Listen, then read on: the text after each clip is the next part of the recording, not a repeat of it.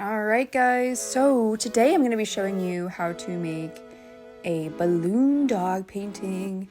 So we're going to start off with our rectangular piece of paper. Ooh, I don't know why my camera is blurry. There we go, now it's focusing. We're just going to take some masking tape and we're just going to go ahead and tape down our paper to our surface. Now, if you've watched another painting video on my channel, you guys know I really recommend taping down your paintings because if you don't, sometimes the paper will do all kinds of crazy things. It'll start warping, it'll start buckling, all this kinds of stuff that you don't want it to do. We want it to stay flat, so the only way to really do that is to tape it down. So once you have it taped down, we're going to start drawing our little balloon dog. We're going to start with this oval shape. That's going to be his head. And then he has this little piece poking out. That's going to be his little nose. And then our balloon dog, of course, needs some ears. So we're going to draw two more ovals. So oval on top and then another oval on top. There we go. We have the head. So we need to draw the neck. So our balloon dog has a pretty long neck. So we're going to draw another oval. Basically, our balloon dog is just made out of these oval shapes. An oval, an oval, an oval, an oval. And then you're never going to guess what's coming next. Yep, we're going to draw another oval shape. This one's for the body, so it's going to be the biggest one in the drawing. So there's our body. Basically, if you're good at drawing ovals, this is going to be really easy for you. Then we're going to draw his little tail, which is, surprise, another oval with this little piece on top of it. And then all that's left to draw are his little legs. So here's one. We got one down. Then we have two. And then we're going to draw the hind legs. They're going to be a little bit bigger, a little bit thicker than the front ones.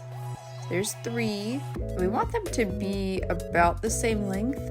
All four of them about the same length. And there we are. So we've completed our drawing. So you can see they are the same length here. Just need to adjust this one. And we can go ahead and get painting. So I would take this light pink color. I'm using gouache. I highly recommend using gouache. You could use acrylic if you want to, but I'm just going to go ahead and spray down my paper, make it nice and wet, and then I'm going to go ahead and put down a solid layer of that. I guess you'd call it like a bubblegum pink.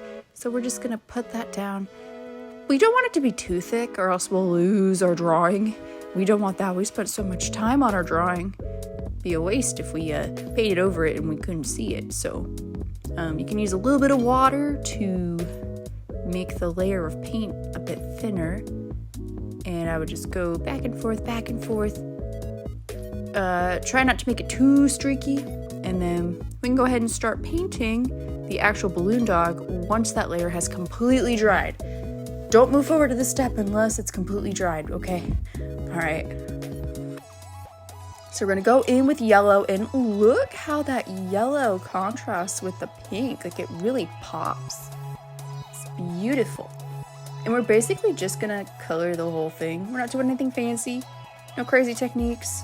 No shading yet, just cover the whole thing in yellow.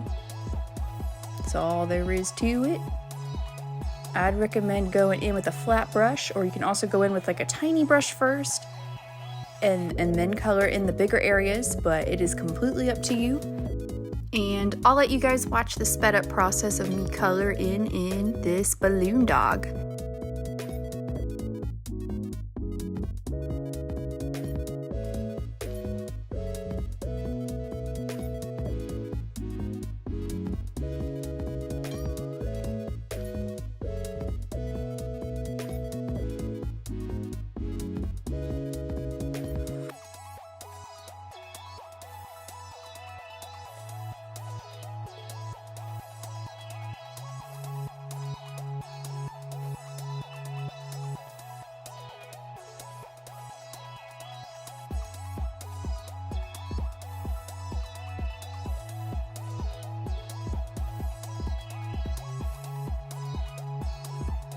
All right, now that he's all done and he's all dry, and you can tell that he's dry because he's a little bit lighter than he was when he was wet, we're gonna go in with this light blue color and we're gonna start doing our shadows. So basically we're just drawing these straight lines to indicate shadows. Most of them are pretty short, a lot of them go on the edges, but I would follow along and see where to put them. So putting some up on the top of the back, some under the belly, some on the legs, some on the creases of the legs. Just wherever it feels right. So we're gonna go ahead and add that blue color. And then once that is completely dried, we're gonna go in and we're gonna add a shadow with that same blue underneath our balloon dog. We want our balloon dog to look three-dimensional, and the best way to portray that is by adding a shadow. All right, then we're gonna go in with a pink color, pretty similar to the pink we used for the background, and we're just gonna add some more shadows. And hopefully by layering these colors, it's gonna start looking more 3D. So same thing we did with the blue, basically. We're just gonna add these lines. Now, don't be afraid to have these lines overlap. That is totally fine. Yeah, basically the same shapes, just in alternating areas.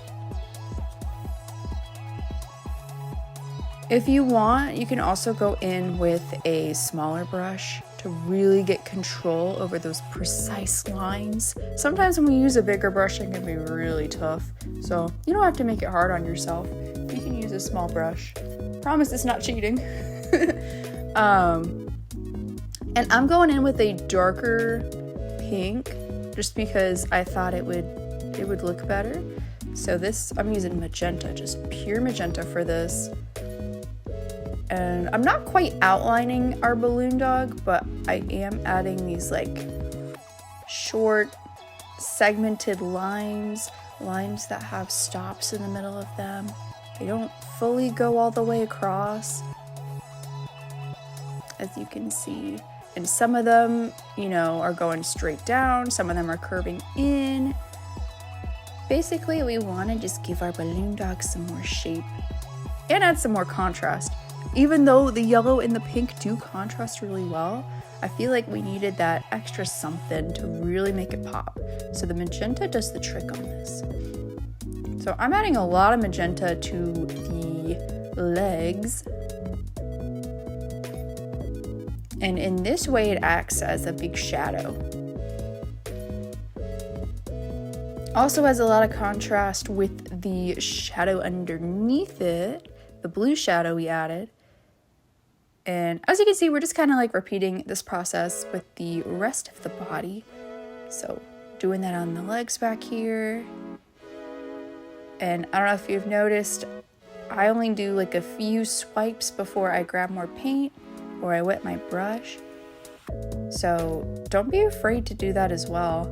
You don't have to keep going when your brush is basically run out of paint. So we're getting towards the end here.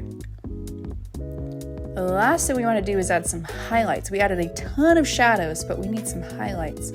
And you could use white gouache for this, but I really wanted this white to pop. So I'm using high viscosity acrylic paint. And as you can see, that white is so vibrant. It's so bright. It really stands out. So that's why I'm using this instead of acrylic. Because the white acrylic paint probably wouldn't really show up that well, if I'm being honest with you guys. But this is my favorite part of the whole painting because look, I think the reflections, the shines on the balloon dog just bring it all together. It really starts to read like a balloon now, whereas before, I mean, yeah, you could tell it was a balloon dog, but not to this extent. So we're just adding that, and then this is optional, but I think it's really fun. Just add a little bit of sparkle in your life. Add some little stars. I'm using that same yellow as before, and I'm making these little diamond shapes around the painting. make our little balloon dog really sparkly, add some pizzazz, add some more color. Again though, like I said, it is optional, you don't have to. And then of course after that, we're gonna go ahead and outline our little sparkles, our little shimmers. Look at that! Oh, that is just so fun. Going in with that same magenta that we basically outlined our balloon dog with. And we are all done.